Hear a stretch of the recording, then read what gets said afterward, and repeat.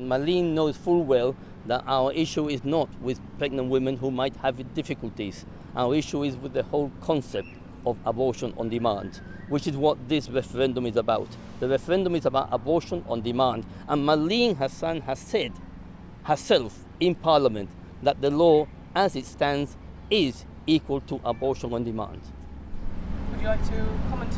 Yes, I mean, I really hear. I hate public speaking, and so I came because Fidel invited me.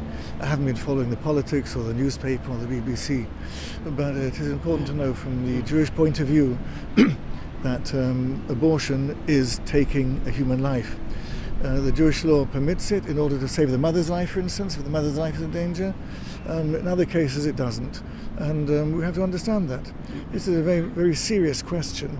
Other questions of morality, either you believe or don't believe here. If we get it wrong, then you're committing a murder. If the other side are right, then what we're imposing on them is suffering with another child. Maybe the mother doesn't want to have another child. Why not? But that decision of when you would apply abortion when necessary, that should be left to a different discussion. But here, to allow abortion on demand, I think it's, even from the point, if it's not murder, you're doing it in service. I am in touch with people in other countries in the world where a woman who wants an abortion on demand, very often it's because of irresponsible behavior. She can make a choice not to become pregnant. Today she doesn't have to be with a man. She doesn't have to become pregnant from the man. The contraceptives, the day after pill, all sorts of ways of avoiding it. But once she's reached the point, she's made all of these choices that go to pregnancy, then the choice to stop that, from our experience, the overwhelming majority of women who go through pregnancy, it scars, and abortion leaves a scar, maybe not on the body, sometimes it does, sometimes not.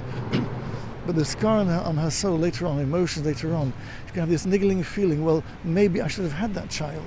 Even in normal cases, and she'll be scarred for life and she'll regret it for the rest of her life. In the statement you say there are legitimate cases where an abortion may seem the best way forward, but that an alternative should be sought that preserves life. What cases would you define as this? Would this be the cases, for example, of rape, incest, or grave danger to the woman's mental or physical health? A serious risk to the mother's health is a clear case one. There's in case the child, as it were, is threatening the mother's life. If you had to save her life, then we would allow abortion. Other cases, possibly in cases of serious mental damage to the mother. But these things would have to be discussed by a committee. I understand politically we'd have to leave a room for that, for the doctor to decide that. But to suffer any irresponsible girl who's become pregnant, or an unfortunate woman who's married and they feel they can't afford to have another child in the house, these cases have been dealt with. And I think one of the provisions in the statement was that another option would be to give support, moral support, emotional, financial support for those who feel they can't have the child. On the question of the Holocaust comparison with abortion, the Anti-Defamation League National Director and Holocaust survivor Abraham Foxman says that this is a callous and thoughtless exploitation of the Holocaust. I'll put his question to you. He asks, must the memories of the millions of victims be continually misused and abused? I mean, it wasn't my choice. I do understand what Fidel says.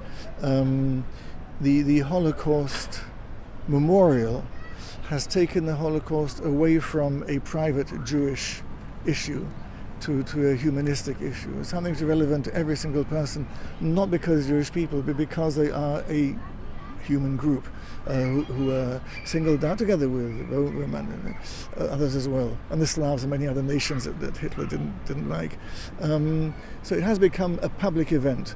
For us, for me, every day is a Holocaust memorial, and every day is a celebration. We're celebrating life, and we remember the bad things, the good things. We don't have one day in the year, but it has become something. It's become a humanitarian issue, a public issue, not to do with the Jews, but to do with the perpetrators, that we should never allow ourselves to fall into the same mistake. And as Fidel said quite rightly, the Jews were dehumanized, they were called a subhuman species. Angela Merkel pointed out recently, I believe, that 1/3 of Nobel Prize winners before the war were German, and 1/3 of those were Jewish. So we're talking about Nobel Prize winners who are sent to the subhuman species. They're sent to the death in Auschwitz, but it was easy enough for them to persuade. But this isn't called murder because you're trampling on a cockroach or something. This idea. So here, this child is not a human being. I think that was a connection Fidel pointed out, and I think it's a valid one. I do agree one shouldn't capitalize on Holocaust, and the survivors feel you're insulting me. But it's not true, because an unborn baby is a human being. It's a life, and in sort of our religion, our tradition, somebody should prefer to give up his life rather than perform an abortion. There is a plaque on there, which is what I'm trying to focus ourselves. And the plaque on there is a very famous saying. It says, first they came for the communists. I did not speak out because I was not a communist. Then they came for the socialists. I did not speak out because I was not a socialist. Then they came for the trade unionists. I did not speak out because I was not a trade unionist. Then they came for the Jews. I did not speak out because I was not a Jew. Then they came for me, and there was no one left to speak out. Now they're coming for the babies, and we feel that we have to speak out for them. Now, you have drawn another comparison today between this situation and the developing coronavirus situation. There's a lot of fear that the coronavirus will turn into a pandemic. Justified, and of course we have to be careful. But the largest pandemic in living history is the Spanish flu pandemic of 1918. Statistically, the Spanish flu pandemic of 1918 is said to have claimed between 40 and 50 million deaths. That is the number of abortions worldwide in any 1 year today, 40 million. Abortion is an issue that arguably affects women more than men, in the sense that women experience pregnancy physically and psychologically. This statement was fronted by 7 men. Now, you're the leaders of your respective faiths, but did you have any concern at all over how this might be perceived? Yeah, how it might be perceived, I can say that the women in certainly my congregation fully support my stance. I can't speak for anybody else. Yes, I just finished my little story. My daughter, one of my daughters, was expecting, and they told her that her pregnancy is high risk, very high risk. She will certainly die from it. And even if she survives, then the baby's going to die. So no point continuing with it. She would really abort straight away now. And even if the baby would survive, it would be so deformed that it would die a few weeks after birth. And she went for a blessing to a holy man who gave a blessing, and the baby, she survived. The baby survived, the most beautiful baby in the world. And a lot of this can happen if one doesn't.